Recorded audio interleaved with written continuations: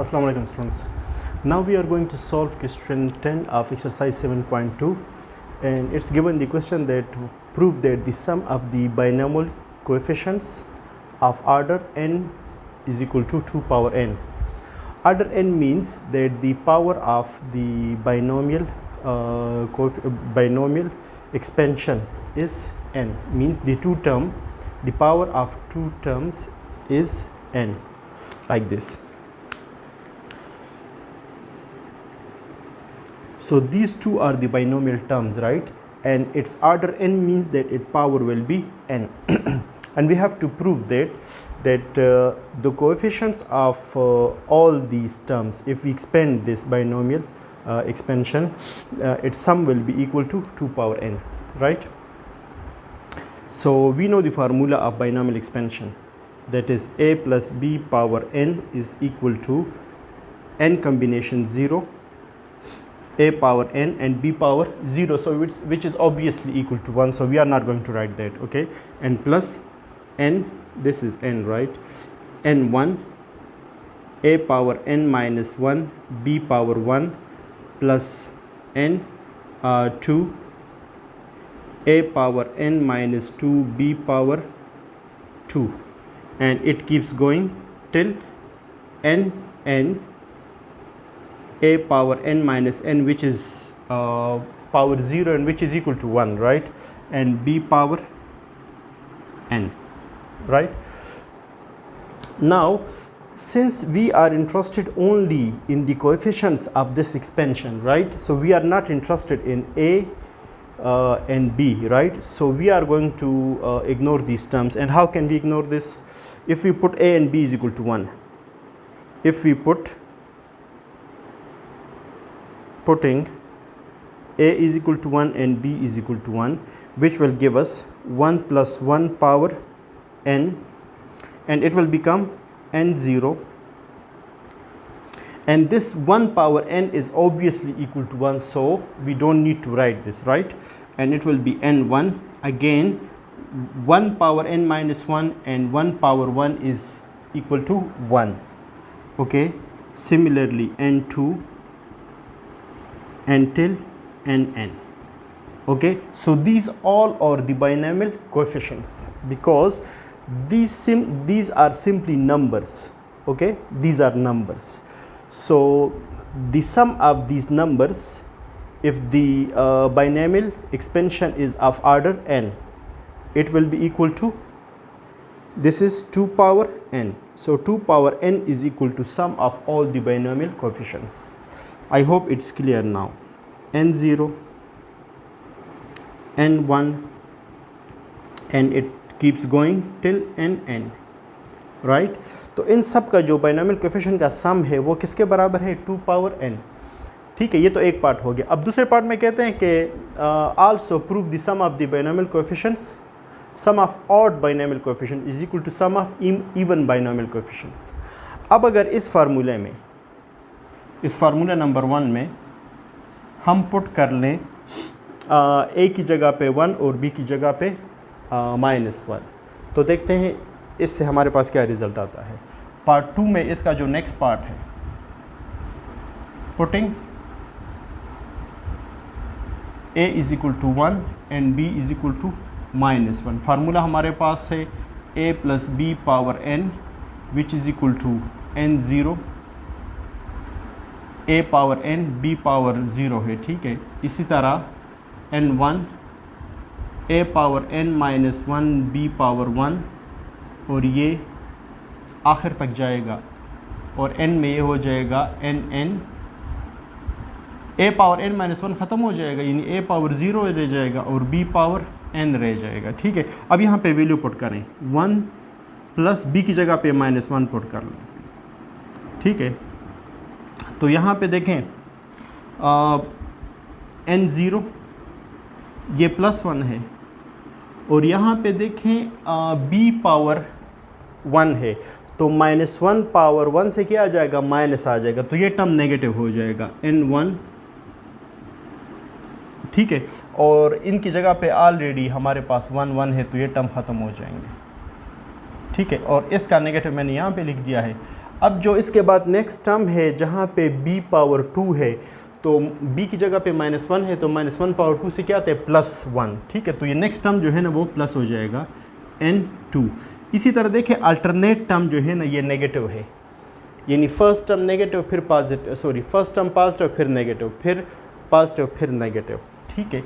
इसी तरह जो नेक्स्ट टर्म है वो हमारे पास क्या हो जाएगा, वो भी नेगेटिव हो जाएगा n3 फिर पॉजिटिव। आखिर में अगर ये इवन है, अगर n हमारे पास इवन है तो आखिर वाला टर्म जो है ना वो पॉजिटिव हो जाएगा, क्योंकि इवन टर्म हमारे पास क्या है, वो पॉजिटिव है, ठीक है। अच्छा, अब इस तरह करें, यहाँ पे क्या आ जाएगा, 1 - 1 से 0 आता है, तो दिस इज इक्वल टू 0। और यहाँ पे ऑड टर्म को सेपरेट करें और इवन को सेपरेट करें, तो यहाँ पे पहले मैं इवन लिखता हूँ, n0 यानी पॉजिटिव टर्म में सेपरेट कर रहा हूँ, प्लस n2 प्लस n4, ये हमारे पास इवन टर्म है, ठीक है। और ये जो ऑड टर्म है यहाँ पे मैं माइनस कॉमन कर रहा हूँ, माइनस कॉमन करने के बाद ये जो टर्म्स है वो पॉजिटिव हो जाएंगे। तो ऑड टर्म यहाँ पे लिखे n1 plus n3 plus n5, ठीक है। और ये फिर डिपेंड करता है, अगर ऑड टर्म होंगे तो यहाँ पे आखिरी टर्म यहाँ पे आ जाएगा और उससे एक टर्म जो इवन है वो यहाँ पे आ जाएगा। अगर इवन टर्म है तो आखिरी टर्म यहाँ पे आ जाएगा और इससे एक टर्म जो ऑड है वो यहाँ पे आ जाएगा, ठीक है। तो अब यहाँ पे आप चेक करें कि this is equal to 0 and we have split this right side into two portion, sum of even coefficient and then minus sum of odd coefficients। अब अगर हम इसको इस साइड पे शिफ्ट करें तो ऑड टर्म हमारे पास हो जाएंगे n1 plus n3 plus n5, और इस साइड पे हमारे पास n0 n2 और ये चलता जाएगा, ठीक है। तो ये हमारे पास ऑड टर्म और इवन टर्म इक्वल हो गए हैं, ठीक है।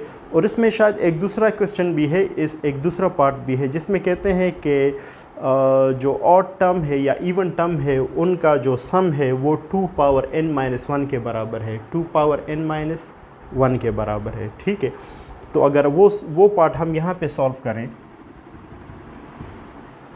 तो हम इस तरह कर सकते हैं कि यहाँ पे जब हम इवन और ऑड को सेपरेट कर लें, बल्कि यहाँ पे अगर हम यहाँ पे इवन और ऑड को सेपरेट कर लें, इसको आप इक्वेशन 2 का नाम दें, तो इक्वेशन 2 अगर हम यहाँ पे इस तरह लिख लें, 2 power n is equal to, यहाँ पे इवन और ऑड टर्म को आप सेपरेट कर लें तो ये हो जाएगा n0 प्लस n2 माइनस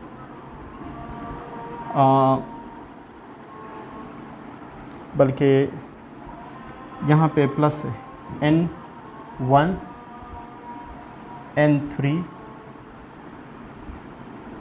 ठीक है स्टूडेंट्स।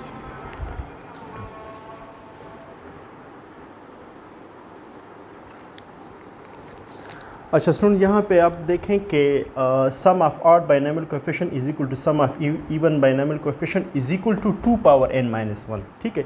तो इसका थर्ड पार्ट है, तो उसके लिए हमने ये इक्वेशन लिया है और इसमें जो ऑड और इवन टर्म्स है उनका पोर्शन हमने सेपरेट कर लिया है, ठीक है। यानी इसमें जो ऑड टर्म है, इवन टर्म है वो पहले लिख लिए हैं और ऑड टर्म बाद में लिख लिए हैं, ठीक है। अब यहाँ पे आप देखें कि यहाँ पे हमने ऑलरेडी प्रूफ कर लिया है कि sum of odd coefficients is equal to sum of even coefficients. तो हम यहाँ पे इसकी जगह पे ये लिख सकते हैं और इसकी जगह पे ये, तो आपको इसे चूज़ कर लें। अगर हम इवन चूज़ करते हैं तो यहाँ पे ऑड की जगह पे ये दोबारा हम लिख सकते हैं, तो हम यहाँ पे लिख सकते हैं कि 2 power n is equal to n0 plus n2 और यहाँ पे ये क्योंकि इसके बराबर है तो दोबारा ये लिख लें आप लोग, n0 प्लस n2 और ये चलता जाएगा। अब ये दोनों सेम है तो ये 2 टाइम्स हो जाएगा, 2 times of n0 plus n1 और ये n तक जाएगा, ठीक है, और ये 2 पावर n।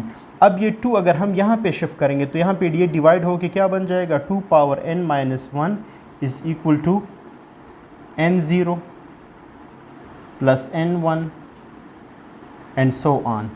तो ये, और इसकी जगह पे क्योंकि अगर यहाँ पे हमने ऑड की जगह पे इवन लिखा है, अगर हम इवन की जगह पे ऑड लिखेंगे तो यहाँ पे हमारे पास ऑड टर्म आ जाएंगे, यानी n1 n3 and so on, ठीक है। तो sum of even coefficient and sum of odd coefficient both are equal to 2 power n minus 1, ठीक है। आई होप कि आपको समझ आ गया होगा। अगर कोई क्वेश्चन हो तो आप काइंडली कमेंट में पूछ सकते हैं, और अगर ये वीडियो आपकी हेल्प कर रही है तो आप काइंडली चैनल को सब्सक्राइब कर ले और लाइक भी कर ले, ठीक है स्टूडेंट्स, थैंक यू।